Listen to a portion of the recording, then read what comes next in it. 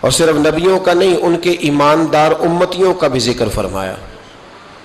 اور ایک بڑے احسن پیرائے میں قرآن مجید سورہ آل عمران کی آیت نمبر 146 ہے، اس ایک آیت کریمہ نے اگر مسلمان صاحب ایمان اس ایک آیت پر صحیح دل سے غور کرے تو یہ آیت اس کے اندر ولولہ پیدا کر دیتی ہے، جذبہ پیدا کر دیتی، اسے آگے بڑھنے کے لیے یہ ہتھیار کا کام دیتی ہے، سواری کا کام دیتی ہے، حوصلہ اتنا بڑھاتی ہے کہ بغیر سواری کے انسان سفر کرتا ہے۔ اللہ کریم نے فرمایا وَكَأَيٍّ مِّن نَبِيٍّ، فرمایا کتنے ہی انبیاء ایسے گزرے قاتلا جنہوں نے جہاد کیا، قتال کیا، مَعَهُ رِبِّيُّونَ کثیر، اور وہ اکیلے نہیں تھے، ان کے ساتھ کثیر تعداد میں اللہ والے اور بھی موجود تھے۔ مَعَهُ رِبِّيُّونَ کثیر، ان کے ساتھ اور بھی کثیر تعداد میں اللہ والے تھے۔ ہوا کیا؟ فرمایا فَمَا وَهَنُوا لِمَا أَصَابَهُمْ فِي سَبِيلِ اللَّهِ، جب وہ اللہ کے رستے میں نکلے اور اس رستے میں انہیں کوئی مصیبت آئی تو اس مصیبت پر وہ سست نہیں ہوئے، اس مصیبت پر وہ، آپ سست تو نہیں ہے نا اس وقت ماشاءاللہ، چلے اللہ خیر فرمائے۔ اللہ کریم نے فرمایا اس رستے میں وہ سست نہیں ہوئی، مصیبت آئی لیکن وہ مصیبت انہیں سست نہیں کرتی، تو جب سست نہیں کرتی تو پھر کیا کرتی ہے؟ چست کرتی ہے۔ وہ جب مصیبتیں آئیں تو وہ اور توانا ہو گئے، اور آگے بڑھنے کا جذبہ ان کے اندر آیا۔ فرمایا وہ سست نہیں ہوئے، وما ضعفوا، کمزور بھی نہیں پڑے، ضعف نہیں دکھایا مصیبتوں کے راستے میں، رو کے نہیں دکھایا، پریشان ہو کے نہیں دکھایا، موٹے جسم کو پتلا کر کے نہیں دکھایا اور بڑی پریشانی آ گئی۔ وما استکانوا، اور فرمایا وہ کسی مصیبت کے سامنے دبے بھی نہیں، کہیں انہیں ان کی باتوں میں لفظوں میں کوئی کمزوری نہیں آئی، ایک تو سست نہیں ہوئے، کمزوری نہیں دکھائی، اور تیسرا کسی بھی معاملے میں کبھی دب کے وقت تو یا اللہ تو انہیں جنت دے گا، جہنم سے آزاد کرے گا، ان کی آخرت کے ساتھ کوئی اچھا معاملہ کرے گا، تو اللہ کریم نے ان کا جو صلہ بیان کیا وہ بھی بڑا حسین ہے۔ فرمایا واللہ یحب الصابرین، ان صبر کرنے والوں کو اللہ اپنا محبوب بنا لے گا، یہ اللہ کے محبوب بن جائیں گے۔ ان کی فضیلت یہ ہے چونکہ انہوں نے جہاد کیا ہے اور جہاد کے راستے میں کوئی کمزوری نہیں دکھائی، ضعف نہیں دکھایا۔ آزمائش ہمارے ہاں نا ہمیں ثابت کرنا پڑ رہا ہے کہ ہم کچھ کر رہے ہیں، ہمیں ثابت کرنا پڑتا ہے، ہمیں بتانا پڑتا ہے۔ ہم اپنے بچوں سے فرما برداری خیرات میں مانگتے ہیں، یار میری فرما برداری کیا کر، اس کو حدیثیں سناتے ہیں، یہ تو خیرات میں مانگ رہے ہیں آپ، خیرات میں مانگ کے بھی کبھی کسی کا گزارا ہوا ہے؟ ماں باپ جلد بازی دکھاتے ہیں، شور کر کے، جلال دکھا کے اپنی تابع داری کراتے ہیں، کیا اس طرح بھی کبھی کسی نے فرما برداری کی؟ جلد بازی، پریشانی، میں نے ایسے کیا ہے، میں بڑی نوکری کرتا ہوں، میں بڑا اچھا ہوں، میں بڑا نیک ہوں، فلانا مجھ سے بڑا راضی ہے، میرے استاد بڑے خوش ہیں، میرے مرشد مجھ سے پیار کرتے تھے۔ جس کے مرشد اس سے پیار کریں اسے بتانے کی ضرورت نہیں پڑتی، جس کے استاد اس سے راضی ہوں اسے ذکر کرنے کی حاجت نہیں ہوتی۔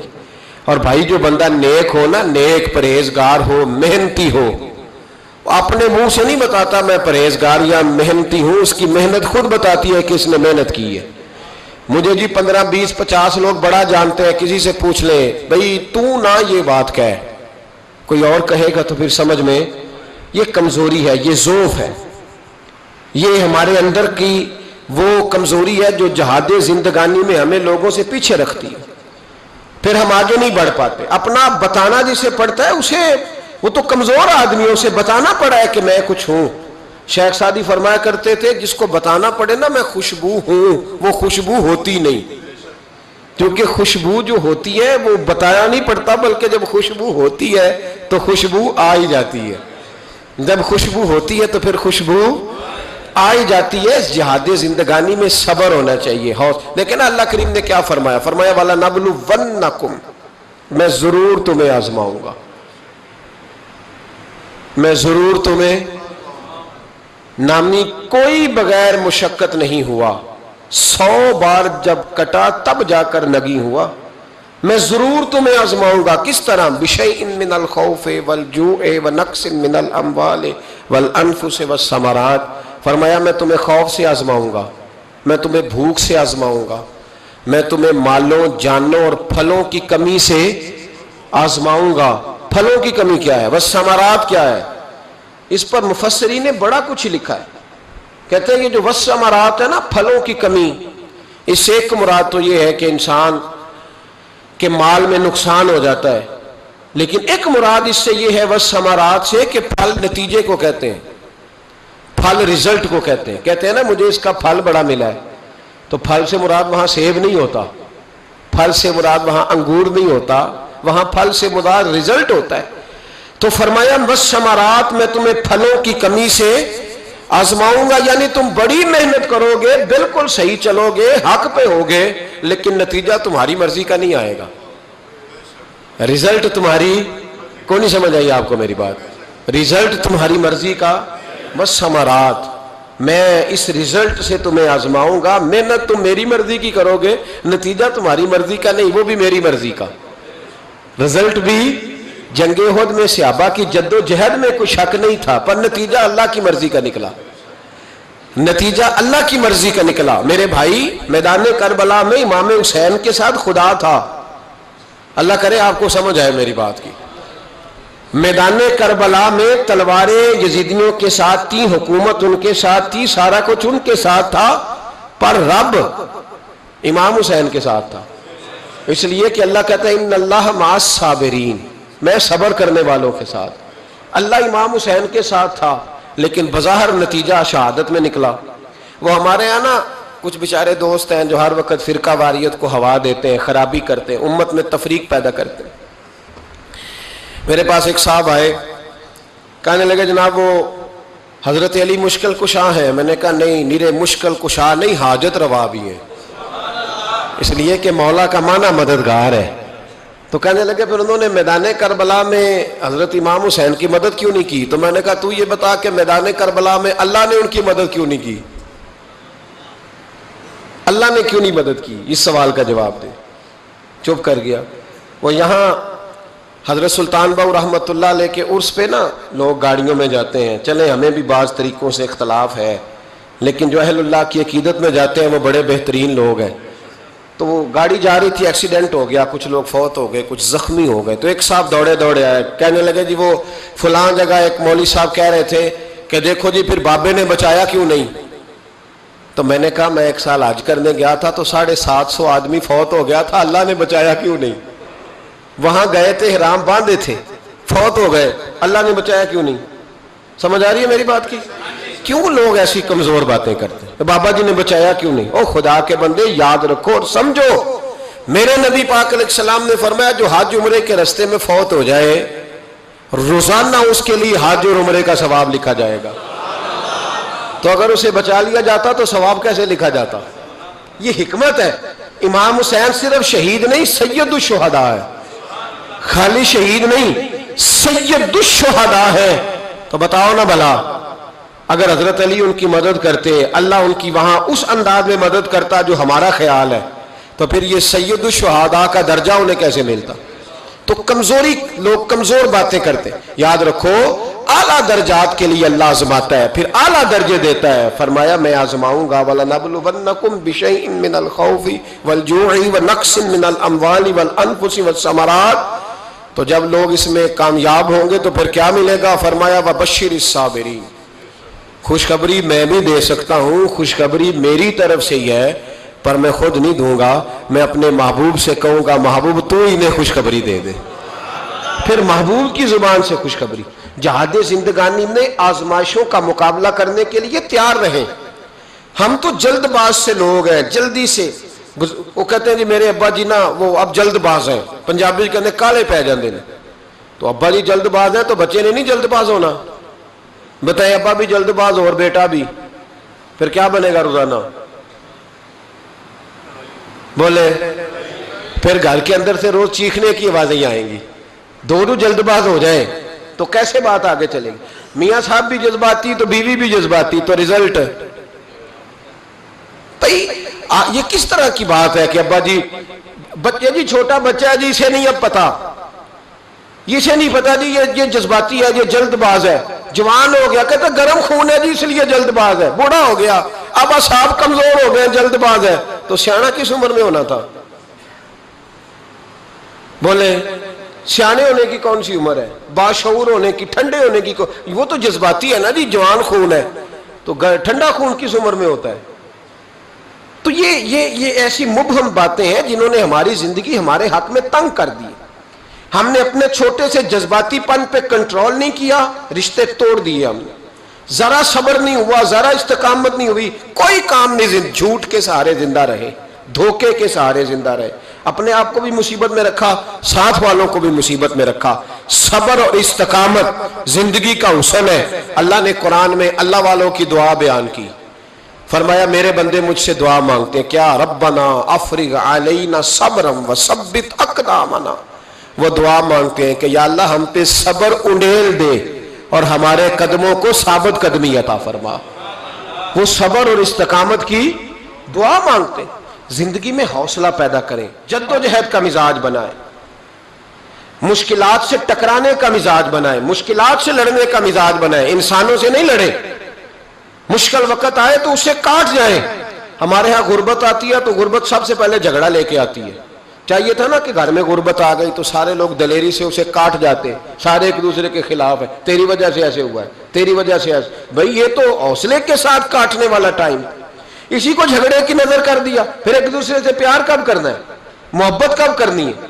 اگر آپ نے بیوی کو پیسے دے کے ہی اور بچوں کو دولت دے کے ہی انہیں ہم نوا بنانا ہے تو یہ تو آپ کسی غیر کو بھی دے دو تو وہ بھی نعرے لگانے لگ جاتا ہے۔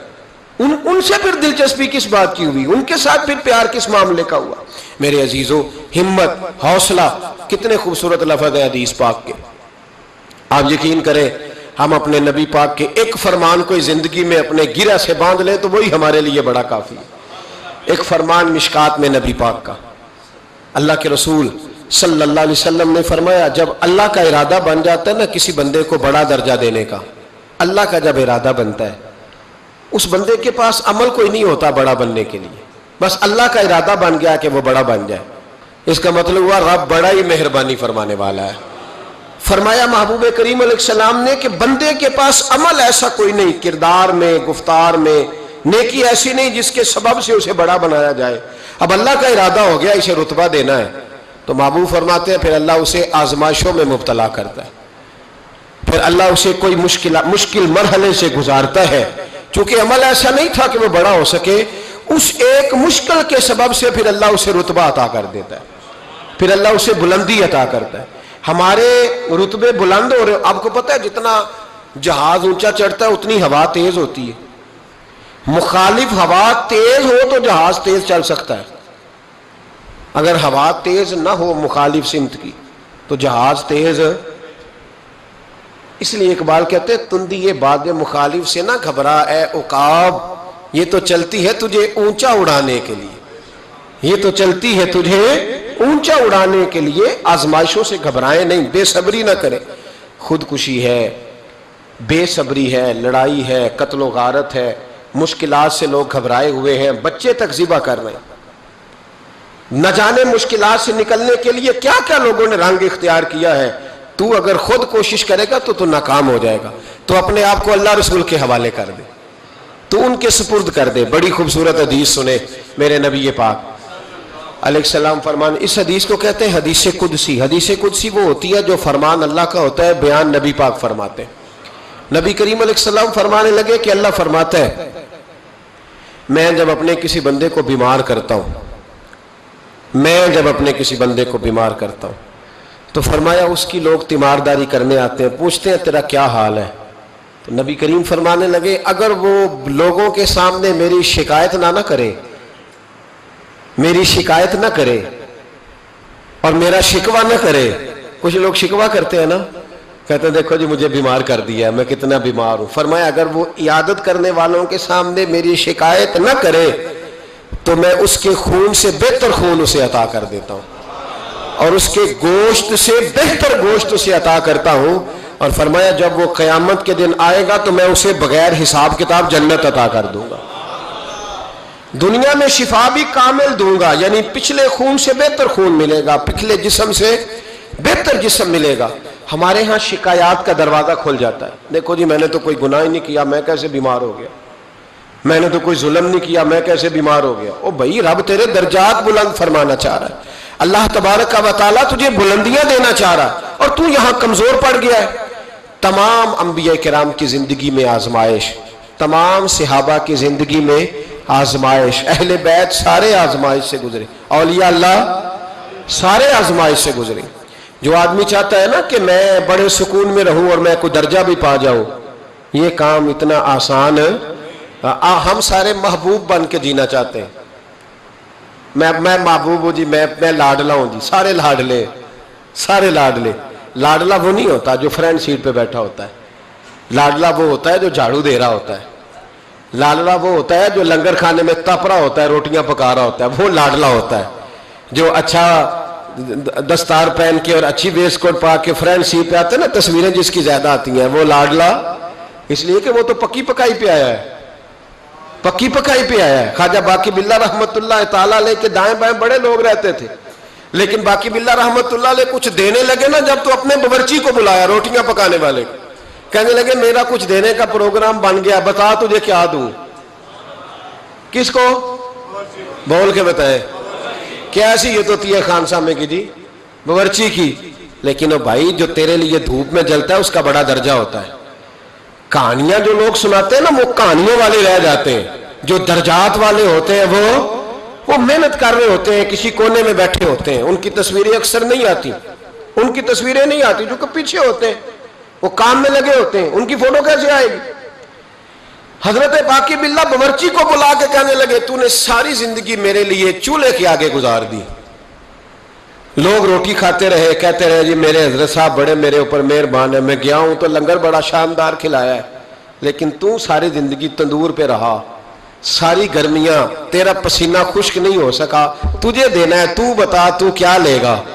تو بڑا سیانہ تھا وہ باورچی، کہنے لگا بابا دولت کی تو ضرورت ہی کوئی نہیں، اس لیے کہ یہاں فقر اور فاقہ اور دولت کا جو میں نے رنگ دیکھا ہے وہ سمجھ گیا ہوں کہ اللہ کی نظر میں دولت کی ضرورت حاجت نہیں، کوئی قدر نہیں، یہ نہیں چاہیے۔ فرمایا کوئی عہدہ، کہنے لگا حضور اس سے بڑا بھی کوئی عہدہ ہوگا کہ آپ نے بلا کے سامنے بٹھا لیا ہے، چھوڑے۔ فرمایا چل کچھ تو کہنا، کہنے لگا بابا اگر کچھ کرنا ہی ہے تو مجھے اپنی طرح کا بنا دے، اپنی طرح کا بنا دو، چلو تو من شدی من تو شدم، اپنی طرح کا بناؤ، بات ختم ہو جائے۔ حضرت باقی باللہ کہنے لگے اٹھ، پھر اٹھ کے کھڑا ہوا، سینے سے لگایا، کہا مولا اس کی خواہش پوری کر دے۔ کہتے ہیں جب وہ پیچھے ہٹا نا تو سمجھ نہیں آتی تھی باورچی کون ہے اور باقی باللہ کون ہے۔ تیری تصویر میں وہ رنگ بھرے ہیں میں نے، لوگ دیکھیں گے تجھے اور پہچانیں گے مجھے۔ تیری تصویر میں وہ رنگ بھرے ہیں میں نے، لوگ دیکھیں گے تجھے اور پہچانیں گے مجھے۔ وہ لوگ آئے تو اب پہچاننے مشکل ہو گیا، یہ باقی باللہ ہیں یہ باقی باللہ ہے، یہ حضرت ہیں یہ حضرت ہے۔ تو حضرت باقی باللہ مسکرائے، اس سے باورچی سے کہنے لگے اب دنیا میں باقی باللہ تو ایک ہی رہ سکتا ہے نا، دو تو رہ نہیں سکتے، کیونکہ باقی باللہ اللہ نے پیدا ہی ایک کیا ہے، تو اب بن گئے ہیں دو۔ اب تو بتا تیرا کیا خیال ہے؟ کہنے لگا حضور میرا خیال اب کچھ بھی نہیں، میری خواہشہ پوری ہو گئی ہے، اب میرا خیال ہے اب میں تکمیل تک آ گیا ہوں، اب مزید اس سے آگے بھی کوئی خواہش کروں تو میری کمزوری ہے، اس سے آگے بھی کوئی خواہشیں ختم ہو گئی۔ حضرت باقی باللہ نے اس کی طرف دیکھا، انہوں نے آپ کی طرف دیکھا، اس نے کلمہ پڑھا اور اس کی روح پرواز کر گئی۔ لوگوں نے کہا حضور یہ کیا ہے؟ فرمایا یہ ہے کہ میری طرح کا بننے کے لیے اسے جان دینی پڑی ہے، جان دینی پڑی ہے۔ یہاں لوگ بغیر جان دیے کہتے ہیں باپ میرا چونکہ رنگ گورا ہے تو لہذا اللہ فٹافٹ مجھے درجہ عطا کر دے، چونکہ میں مسکراتا صحیح ہوں تو جلدی سے۔ او خدا کے بندے جو لاڈلے تھے، حسنین کریمین جو لاڈلے تھے، جو لاڈلے تھے، جو اصل لاڈلے تھے، اللہ اکبر، اس طرح کے لاڈلے کہ پشت پہ حضور نماز پڑھ رہے ہیں، میرا بچہ نماز پڑھتے آئے تو ہو سکتا ہے اس کی اماں سے میرا جھگڑا ہو جائے، لے جاؤ گھر، نماز بھی نہیں پڑھنے دیتا۔ مصطفیٰ کریم نماز پڑھے اور امام حسین سجدوں سے کھیلنے لگ جائے، سجدوں سے کھیلنے لگ جائیں، جب چڑھے حضور کی کمر مبارک پہ تو رب کریم کہے محبوب چل تو میرا سجدہ لمبا کر دے، حسین کو بیٹھا رہنے دے۔ اتنا لاڈلا، اتنا لاڈلا، اتنا لاڈلا کہ نبی رحمت صلی اللہ علیہ وسلم نماز پڑھ رہے ہو، امام حسن اور حسین آ جائیں، ٹانگوں میں آ کے گھسے، حضور قدم کھول دیں، یہ گزر گئے، واپس آئیں تو قدم کھول دیں، یہ گزر گئے، جو سجدوں سے کھیلتے رہے، بڑے لاڈلے تھے۔ پر پتہ ہے پھر ان کا حال کیا ہوا؟ جس گردن کو مصطفیٰ کریم نے چوما، اور حضرت ابو ہریرہ رضی اللہ تعالیٰ عنہ فرماتے قسم اللہ کی عزت کی، جس طرح پہلی کھجور پہلا پھل پکتا تھا تو پہلا گھر میں پھل آتا تھا تو باغ کا مالک کھجور چوستا تھا، پہلا پھل آیا، بڑا مزہ آیا، فرماتے اس طرح میں نے نبی پاک کو امام حسین کی زبان چوستے دیکھا، اس انداز میں لاڈ۔ پھر پتہ ہے انجام کیا ہے؟ یاری تیری سونا ہے پر ازمائشاں تیریاں اگ، اے سونا پرکھیا جاوندا ہی پہلو نال اگاں دے لگ، میں جی بڑا لاڈلا ہوں۔ کس طرح؟ کیا آزمائش آئی زندگی میں؟ کس طرح؟ اللہ نے قانون والا نبلونکم، میں ضرور آزماؤں گا۔ تو ابھی تک آزمایا ہی نہیں گیا بھائی، دھیان کر، کچا ہی رہ گیا تو، توجہ کر، ابھی تیرے اوپر کوئی آزمائش نہیں آئی۔ یہ آزمائش حضرت آدم سے شروع ہوئی، مصطفیٰ کریم فرمانے لگے میں سب سے لاڈلا ہوں، سب سے زیادہ آزمائش مجھ پہ آئی۔ جناب صدیق اکبر کے گلے میں پٹکا ڈال کے انہیں گھسیٹا گیا، حضرت عمر کو روڑے مارے گئے، جناب عثمان غنی کے ارد گرد چٹائی باندھ کے ان کا چچا دھواں دیتا تھا، حضرت علی نے خیبر میں کتنے زخم کھائے، خندق میں کتنا دھواں ان پر پڑا، کتنی ریت جنگوں میں آئی، امام حسن کو زہر دیا گیا۔ سیدہ فاطمہ رضی اللہ تعالیٰ عنہ کہتی ہیں جب بھی دیکھے دکھ ہی دیکھے، جو بڑے پیارے تھے وہ تو دکھوں میں رہے، تو کس طرح کا پیارا ہے؟ ایک روایت میرا دل ہے، وہ میرا عنوان نہیں تھا، میرا ذہن نہیں تھا، آ گئی پر بیان۔ ایک صحابی تھے، نے گھر آ کے اپنی بیوی کو بتایا کہ نبی پاک علیہ السلام فرمانے لگے آج حضور نے فرمایا ہے کہ جس سے اللہ پیار کرتا ہے اسے آزمائشوں میں ڈالتا ہے۔ بی بی خاموش ہو گئی، سن لیا۔ اگلی صبح رات شوہر نے پانی مانگا تو ساری رات پانی لے کے کھڑی رہی۔ سویرے شوہر کہنے لگا بڑا راضی ہوں، کچھ مانگ لے، کہنے لگی آپ میرے ساتھ علیحدگی اختیار کر لیں، نہیں رہنا چاہتی آپ کے ساتھ، طلاق دے دیں مجھے۔ کیسی تو بات کر رہی ہے؟ کہ آپ نے وعدہ کیا دوں گی، آپ دیں گے، آپ مجھے علیحدہ کر دیں۔ بڑے پریشان ہوئے، اتنی فرما بردار عورت کو کیسے چھوڑ دوں؟ کہنے لگے چل حضور کے پاس چلتے ہیں، وہاں فیصلہ کراتے ہیں۔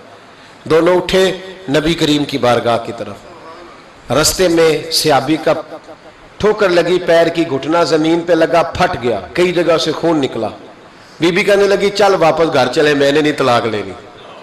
کہنے لگے تو بڑی بیوقوف ہے، میرا گھٹنا ٹوٹ گیا، اتنا میں پریشان، آپ تو کہتی ہے نہیں لینی، کیا مسئلہ، چل واپس، اب میں حضور کے پاس لے جاؤں گا۔ تو بڑی نادان ہے، پہلے کہہ رہی تھی طلاق لینی بغیر وجہ کے، رب کہتی ہے نہیں لینی۔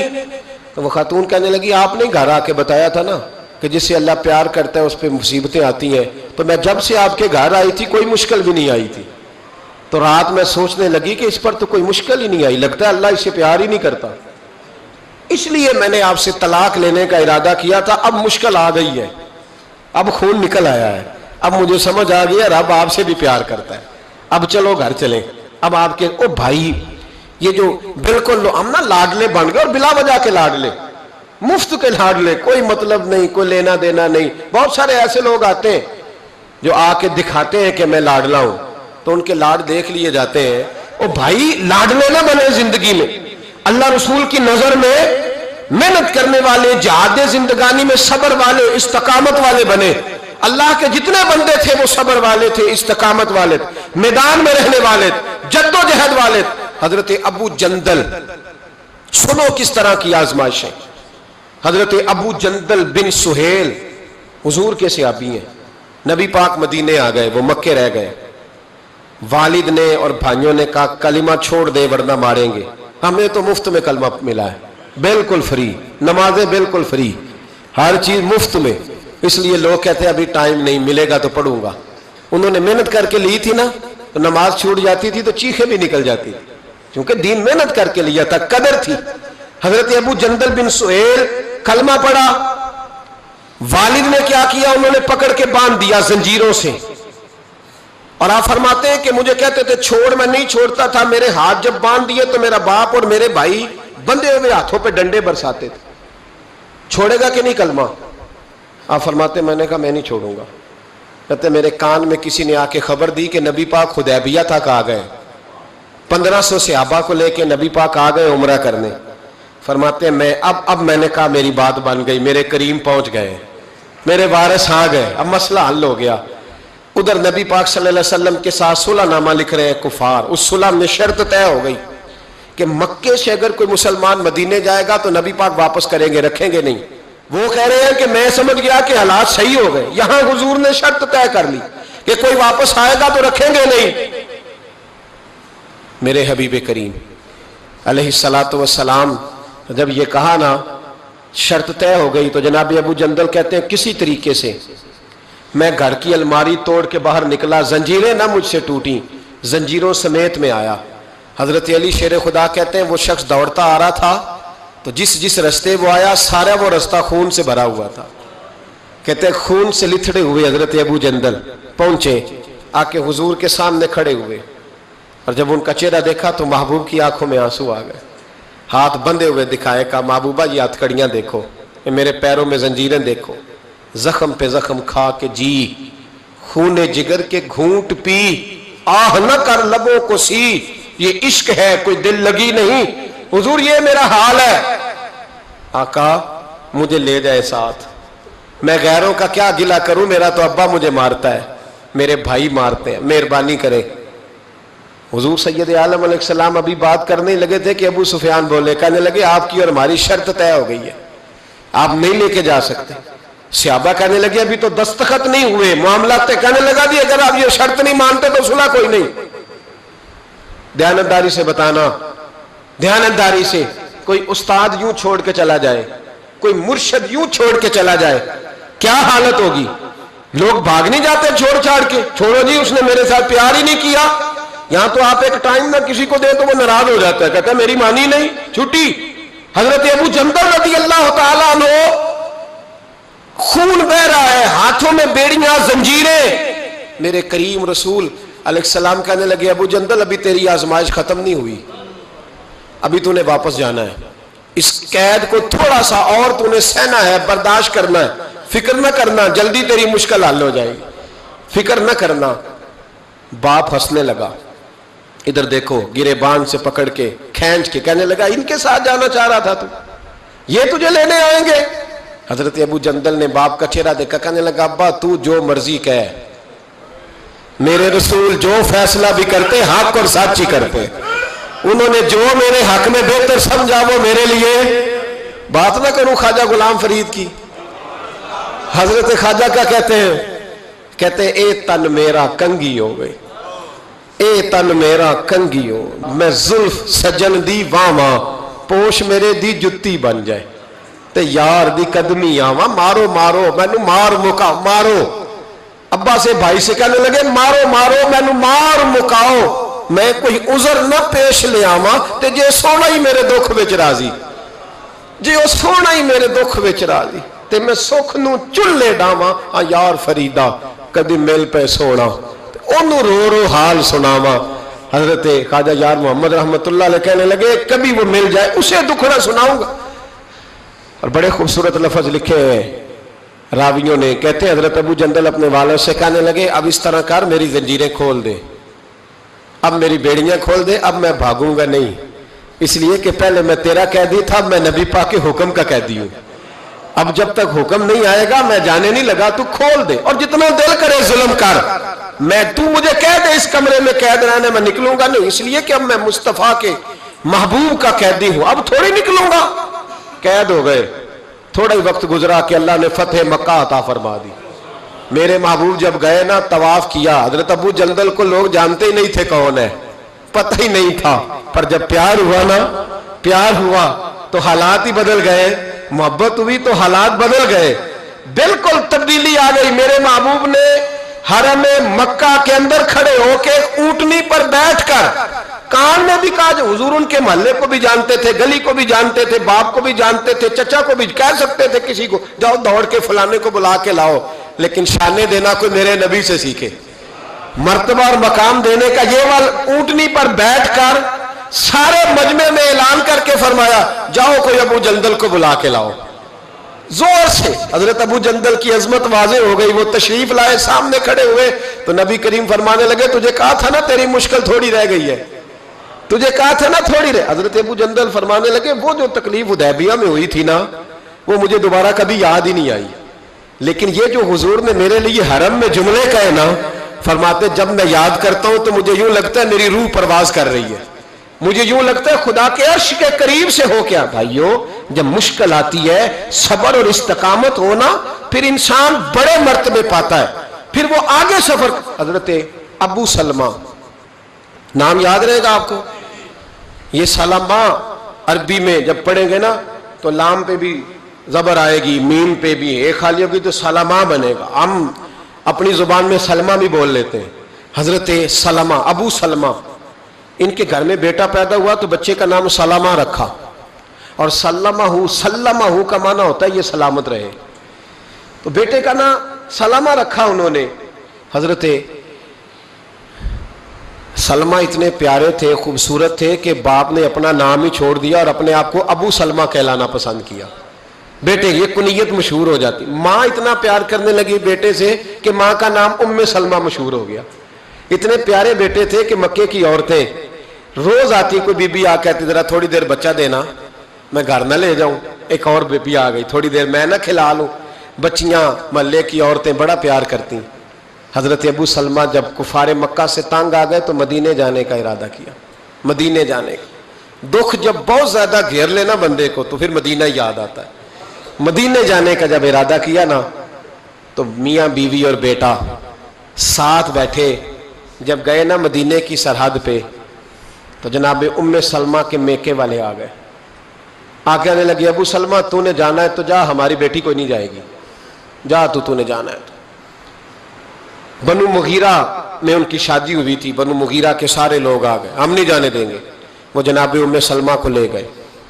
ماں ادھر چلی گئی, پیچھے سے جناب ابو سلمہ کے بھائی, ان کے رشتہ دار, ان کے ماں باپ سارے آ گئے. کہنے لگے, ان کا والد کہنے لگا ابو سلمہ تو نے جانا ہے تو جا, یہ بچہ ہماری نسل ہے, میرا پوتا نہیں جائے گا, ان کو نہیں جانے دوں گا. رشتہ دار جمع ہو گئے, یہ نہیں جائے گا.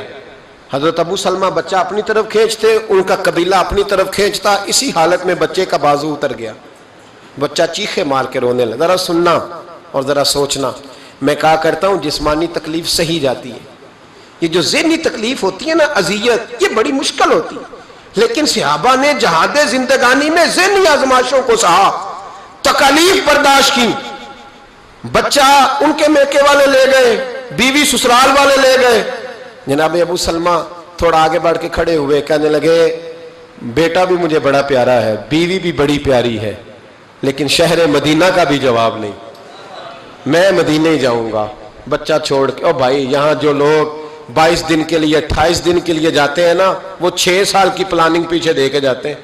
بچوں کو کوئی تکلیف نہ آئے, گھر والوں کو کوئی مشقت نہ آئے, جو 15 دنوں کے لیے جا رہے. لیکن بچہ رہ گیا, بیوی رہ گئی, جناب ابو سلمہ مدینے چلے گئے. ماں کہیں ہے, بیٹا بتاؤ کتنی تکلیف ہے, کتنی اذیت ہے, کتنی آزمائش ہے. حضرت ابو سلمہ مدینے چلے گئے. حضرت ام سلمہ سارا دن ایک پہاڑی پہ بیٹھی رہتی اور روتی رہتی, اور جو اس طرف سے آتا ان کے سسرال کی طرف سے اس سے پوچھتی میرے بیٹے کا کیا حال ہے, روٹی ٹائم پہ کھاتا ہے, اس کا بازو ٹھیک ہو گیا. حضرت ابو سلمہ مدینہ منورہ میں پہاڑ پہ بیٹھے رہتے. جو لوگ مکے آتے پوچھتے میرے بیٹے کو دیکھا ہے کہیں گلی میں کھیلتے. ان کی ماں کا کیا حال تھا, کسی کو رحم نہیں آیا میری بیوی پر, ابھی بھی کسی کو خیال نہیں آیا. صبح شام میں روتے گزر گئی. 2 دن نہیں, 4 دن نہیں, 5 دن نہیں, پورا سال گزر گیا. پورا سال یہاں مفت میں دین ملا ہے, مفت میں. ہم مدارس میں کہتے ہیں مفت میں قرآن پڑھائیں گے, بچہ داخل کرا جاؤ. مفت میں حدیث سکھائیں گے, داخل کرا دو. کہتے ہیں نا بھائی, مذہب کی بات, مذہب سے تو ہمارا سوتیلا رشتہ ہے. اگر بچہ اسکول میں نہیں چلے گا, کام نہیں سیکھے گا, پھر دیکھیں گے اس کو مولوی بنانا ہے کہ نہیں. ابھی آپ کہہ رہے ہیں یہ کیسے ہو سکتا ہے؟ سیکنڈ درجہ, دوسرا درجہ, تیسرا درجہ معاذ اللہ مذہب کو ملتا ہے. یہ لوگ تھے جو نفسیاتی طور پر مجبور ہو گئے, لیکن مذہب سے پہلا رشتہ, مذہب سے پہلا تعلق, پہلا ان کا سگا پن اپنے دین کے ساتھ. سال بیت گیا تو بنو مغیرہ کے سیانے لوگ جمع ہو کے جناب ام سلمہ کے باپ کے پاس گئے. کہنے لگے بس کر دے, تیری بیٹی کا رونا ہم سے نہیں دیکھا جاتا, چل بس کر, مہربانی کر. وہ کہنے لگا چلو ٹھیک ہے, تم کہتے ہو تو میں بیٹی کو جانے کی اجازت دے دیتا ہوں. وہی سارے لوگ پھر مل کے حضرت ابو سلمہ کے خاندان کے پاس گئے، کہا تمہیں اس بچے پہ رحم نہیں آتا؟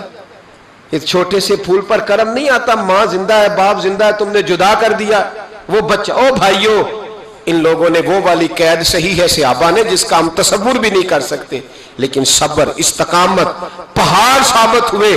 حضرت ابو سلمہ کے رشتہ دار بھی مان گئے۔ اب ام سلمہ اپنا بیٹا لے کے ایک جگہ جمع ہوئی تو ان کا ابا پوچھنے لگا، بیٹی اب یہی رہو گی نا؟ تو حضرت ام سلمہ کہنے لگی، ابا آپ کو ابھی بھی سمجھ نہیں آئی؟ جس مدینے کے لیے سال پورا تکلیفیں صحیح ہیں، اس کو چھوڑ کے میں یہاں رہوں گی؟ کا ایک گھوڑے کا بندوبست کر دو، مجھے اور میرے بیٹے کو گھوڑے پہ تم بٹھا دو اور مدینے میرا اللہ مجھے پہنچا دے گا، بٹھا دو میں پہنچ جاؤں گی۔ بھائیو، اس انداز میں ان کی ملاقات ہوئی۔ زندگی میں صبر نہیں رہا، حوصلہ نہیں رہا، استقامت نہیں رہی۔ ہمارے کمزور لب و لہجے نے خودکشیوں کو ایجاد کیا، ہماری کمزور طبیعتوں نے فساد کو ایجاد کیا، ہمارے رشتے ہماری مرضی کے ہیں۔ اور کسی شاعر نے کہا تھا، تیری شرطوں پہ ہی اگر کرنا ہے تجھ کو قبول، یہ سہولت تو مجھے سارا جہاں دیتا ہے۔ میری مرضی پہ میرا چچا چلے تو میرا تعلق ہے، میری مرضی پہ میرا دوست چلے تو میرا تعلق ہے، اور اگر وہ اپنی مرضی کر جائے تو پھر میرا کوئی رشتہ۔